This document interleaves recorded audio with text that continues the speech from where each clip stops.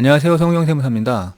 오늘은 그 사업자 등록 이후에 바로 해야 될 것들 몇 가지를 좀 말씀드려 볼 건데요. 최근에 1인 사업자를 포함해가지고 사업자를 새로 개업하시는 분들이 꽤 많으신 것 같아요. 보통은 그 사업자 등록하는 시점까지의 준비해야 될 것들은 미리 다 알아보시고 하시는데, 그 이후, 그러니까 사업자 등록이 난 다음에는 뭘 해야 되는지에 대해서는 뭐 좀 헷갈려 하시고요. 그리고 어떤 거를 해야 될지를 잘 모르시는 것 같아가지고 그런 뭐 질문들이 꽤 있으시거든요. 그래서 오늘은 사업자 등록 이후에 꼭 필요한 일들, 그리고 바로 해야 되는 일들에 대해서 말씀을 좀 드려보겠습니다. 자, 일단 사업자 등록을 하는 방법, 그러니까 사업자 등록증을 만드는 방법에 대해서는 예전에 한번 말씀을 드렸고요.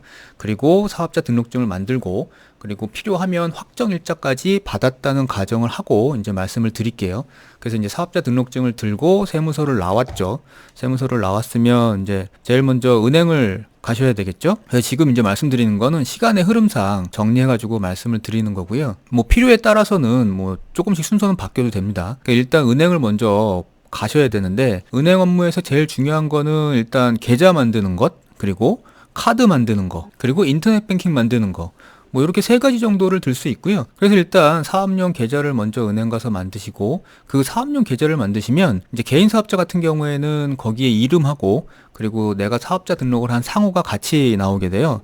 그러니까 뭐 이런 형식으로 나오게 되는데, 그러니까 이런 계좌를 하나 만드시고 그 계좌에 따른 카드도 만드시는 게 좋거든요. 그게 이제 신용카드가 됐던 체크카드가 됐던 아무 상관은 없고요. 사실 그 개인 사업자는 신규로 만들지 않으셔도 되긴 해요. 그러니까 기존에 갖고 계시는 계좌를 사용해도 되고요. 그리고 기존에 개인 명의로 쓰던 카드도 사업용으로 등록만 하면 뭐 쓰면 상관없는데, 법인은 무조건 이제 신규로 개설해야 되고요. 카드도 이게 그 기존에 쓰던 계좌를 사용하게 되면 기존에 개인 목적으로 쓰던 것하고, 그리고 이제 사업을 하면서 쓰게 되는 사업용 그 항목들이 이제 뒤섞여 버리는 수가 있어요. 이제 그러면 나중에 그 종합소득세 신고나 부가세세 신고할 때 보면 좀 헷갈리는 경우가 있기 때문에, 가능하면 계좌나 카드는 별도로 새로 만들어서 쓰시는 걸 권해드리고요. 근데 이제 요즘에 은행에 가면 계좌 개설하는 것도 좀 어렵긴 해요. 보이스피싱이나 뭐 이런 문제들 때문에. 그리고 이제 카드 만드는 것도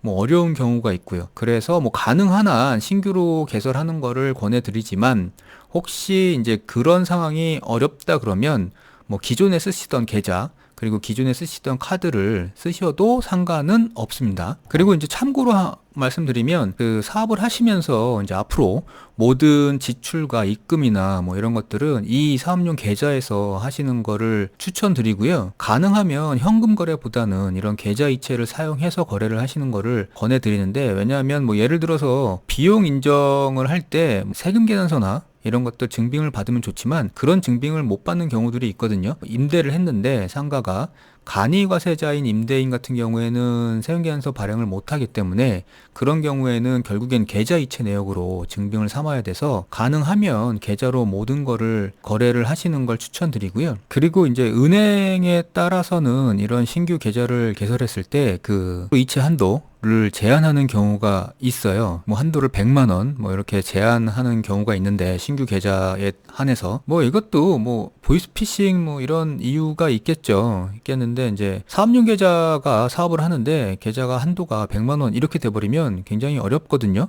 사업하기가. 한도를 풀려면 뭐 은행마다 다르겠지만 매출 세금계산서를 발행한 거를 가져가거나, 아니면 그 사업장에 임대차 계약서 상에 공인중개사가 들어가 있거나 뭐 이러면은 이제 한도 풀리는 뭐 이런 경우가 있거든요. 그래서 이 한도도 한번 확인을 해 보셔야 될 것 같아요. 자, 그래서 이제 은행에서 계좌를 개설하고 카드를 만드실 때 이제 요때 같이 인터넷 뱅킹도 신청을 하시는 게 좋습니다. 그리고 이제 인터넷 뱅킹을 신청하시고 집에 돌아오시면 그 인터넷 뱅킹에 접속해가지고 그 인터넷 뱅킹을 일단 활성화시키고, 그리고 이제 거기서 인증서도 받으셔야 되죠. 요때 인증서는 그 뭐 은행용이 됐던 범용이 됐던 받으시는데, 거기에 이제 세금계산서용도 별도로 하나 받으시는 게 좋고요. 이 인증서도 가능하면 개인용하고 사업용하고 구분해서 쓰시는 것도 권해드리고요. 그 다음에 이제 그 카드 단말기 설치인데요. 그러니까 업종마다 이 카드 단말기가 필요한 업종이 있죠.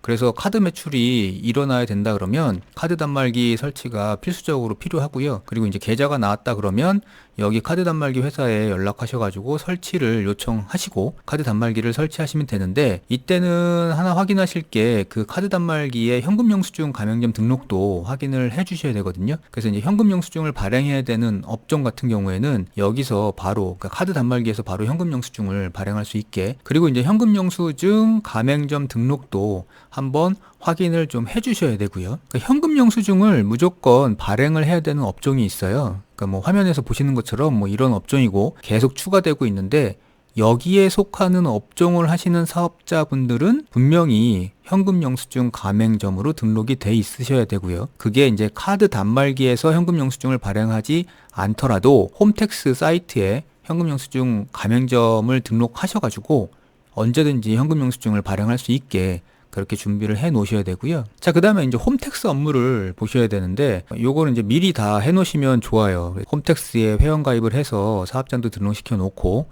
그리고 이제 뭐 현금 영수증 뭐 이런 등록도 하셔야 되는데, 일단 홈택스에 회원 가입을 하실 때는 주민등록번호로 가입을 하시는 게 좋아요. 그 홈택스 화면인데 여기서 이제 회원 가입을 하게 되면 뭐 이런 화면이 뜨거든요. 그래서 여기서 보시면 이제 회원 가입할 때 여기 이제 개인으로도 회원 가입이 되고 사업자로도 회원 가입이 되는데, 그러니까 사업자 등록번호가 아니라 주민등록번호로 회원 가입을 하시는 게 좋은데, 이게 왜냐하면 그 우리가 크게 보면 종합소득세 신고가 있고 부가치세 신고가 있는데, 부가치세 신고는 사업장 기준으로 하는 거고 종합소득세 신고는 주민등록 기준으로 하게 되거든요. 그래서 사업자 등록번호로 회원가입을 하게 되면 그 사업장에 관한 사항만 나오게 돼요. 일단 주민등록번호로 가입을 하시고 나중에 이제 부가치세 신고할 때는 로그인하고 들어가서 거기서 이제 사업장 선택을 누르시면 되니까 이게 더 편리하거든요. 그래서 이제 회원 가입하실 때는 주민등록번호로 회원 가입하시는 걸 추천드리고요. 그 다음에 이제 홈택스에 회원 가입하고 나면 하나 확인하셔야 될 게, 아까 그 카드 단말기 할 때 현금 영수증 뭐 이런 거 가맹점 등록이 돼 있지 않은 사업자는 여기에서 현금 영수증 사업자 등록을 하시는 게 좋고요. 특히나 세액연서를 발행할 수 없는 간이가세로 시작하시는 분들은 여기서 이제 현금 영수증 사업자 등록을 해 놓는 게 여러모로 편리를 할 겁니다. 그러고 나시면 이제 또 해야 될 게 사업용 카드하고 사업용 계좌를 신고해야 돼요. 등록하고, 이제 사업용 계좌 같은 경우에는 원래는 복식부기 의무자만 그 사업용 계좌를 신고하게 돼 있고요. 아마도 사업을 처음 시작하시는 분들은 사업용 계좌 신고에 의무가 없는데, 어차피 이게 매출액이 증가해서 복식부기 의무자가 되면 사업용 계좌 신고를 해야 되니까 아예 그냥 홈택스 업무를 할 때 지금 그 계좌를 신고를 해놓는 게 좋으시고요. 사업용 계좌 신고는 나중에 그 의무자가 됐을 때 만약에 안 하게 되면 가산세도 있기 때문에 그냥 지금 하는 김에 다 해놓는 게 좋고요. 사업용 카드 등록은 뭐 지난번에도 한번 말씀드렸다시피 여러모로 편리한 게 있어서 등록을 해놓는 게 좋은 게 아니라 그냥 꼭 하시는 게 낫습니다. 그 다음에 이제 또 바로 사업자 등록 이후에 하셔야 되는 일들, 이제 직원을 쓰셔야 되잖아요. 이 직원을 채용하게 되면 뭐 여러 가지 해줘야 되는 것들이 있어요. 물론 이제 세무사 사무실하고 거래를 하시게 되면 그쪽 도움을 받아가지고 하시면 되는데, 그게 아니라 직접 하셔야 된다 그러면 뭐 이런 것들도 챙겨가지고 미리 해놓으셔야 되고요. 뭐냐 하면 일단 직원을 채용하게 되면 이제 뭐 근로계약서나 이런 것들도 양식을 다운 받으셔가지고 써놔야 되고요. 그리고 이제 직원한테도 주고, 그다음에 사업장도 보관을 하고 있어야 되고, 그다음에 이제 이렇게 되면 그러면 이제 4대 보험도 신고를 해 주셔야 되거든요. 근데 이제 4대 보험을 직원 거를 신고하시려면 일단 먼저 4대 보험 우리 사업장의 취득 신고, 그러니까 성립 신고라고 하는데, 이 사업장의 신고를 먼저 하시고 그다음에 직원 4대 보험을 신고하시면 되거든요. 그러니까 4대 보험 같은 경우에는 뭐 포털에서 검색하시면은 이런 뭐 정보연계센터나 이런 사이트가 나와요. 그러니까 여기서 인터넷으로 하시면 뭐 편리하게 하실 수 있으니까 뭐 이런 곳에서 하시면 되고요. 이때 이제 주의하셔야 되는 건 뭐냐면, 직원들 4대 보험을 신고하시게 되면 개인사업자 같은 경우에는 그 대표도 동시에 신고를 하셔야 되거든요. 그래서 지금 직원이 없는 뭐 1인 사업자다, 나 혼자 있다 이러면 뭐 그냥 지역가입자로 남아 있는데, 직원을 4대 보험 신고를 하게 되면 대표도 직장가입자로 신고를 해주셔야 되니까, 직원이 한 명이다 그러면 그 한 명에 대해서 4대 보험 신고를 할 때 대표까지 2명 4대 보험 신고를 해주셔야 되죠. 그래서 이제 여기까지 하셨으면 이제 나머지는 그 비용 관련해가지고 좀 챙겨놔야 될 것들이 있어요. 자동이체를 포함해서. 그리고 뭐 여러 가지 그 공과금에 대해서 용도도 변경해야 되고요. 자동이체가 은근 중요한 게, 이 자동이체를 해놓지 않으면 사업을 하다가 계속 이제 정신이 없으니까 까먹게 되거든요. 그러니까 이게 비용을 내야 되는 것들에 대해서 잊어버리면 그거에 따른 뭐 연체료 이런 것들도 불필요하게 발생할 수 있으니까 가능하면 어차피 정기적으로 나가야 된다 그러면 자동이체 등록을 해 놓으시고요. 특히나 4대 보험 같은 경우에는 이게 연체가 되게 되면 여러 가지 불이익들이 있어요. 사업을 하다 보면.